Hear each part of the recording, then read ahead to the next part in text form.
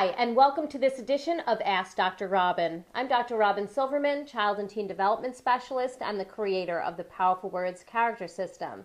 Today's letter is from Wanda in Washington, D.C., who writes, Dear Dr. Robyn, our children are getting to a point where they want to make some more choices on their own without as much supervision from their dad and me. I want them to know that earning privileges and making their own choices is based on their ability to make good decisions.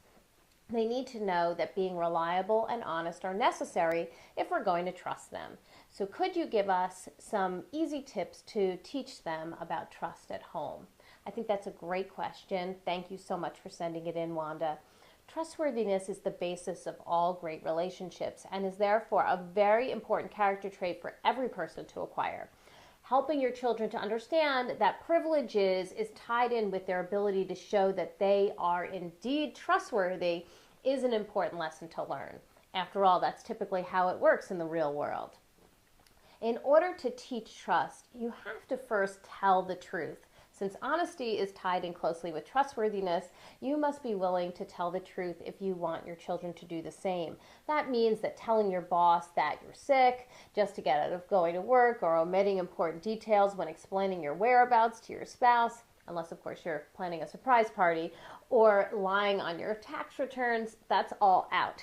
If you want them to tell the truth, you have to tell the truth as well. Number 2, make sure that they own up. It's likely that during childhood, your child will do something, take something that doesn't belong to him or her. Some will steal a toy from a friend. Others might sneak a peek at an older sibling's diary.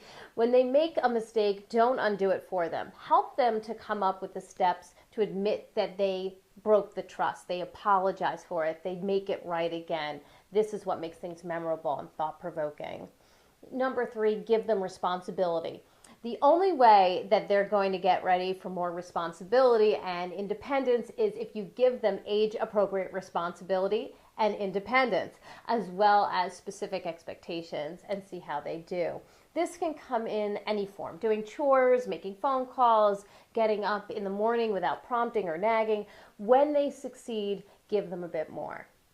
Number 4, reveal that trustworthiness can be hard. Talk to your children about the times when you were tempted to break someone's trust in order to do better on a test, or go to a different friend's house than you originally promised, or take something that didn't belong to you.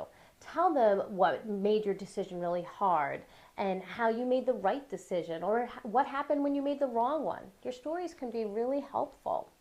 Number 5, only make promises that you can keep. You don't want to tell your children you're going to do one thing and then do another. This shows that promises are not really important.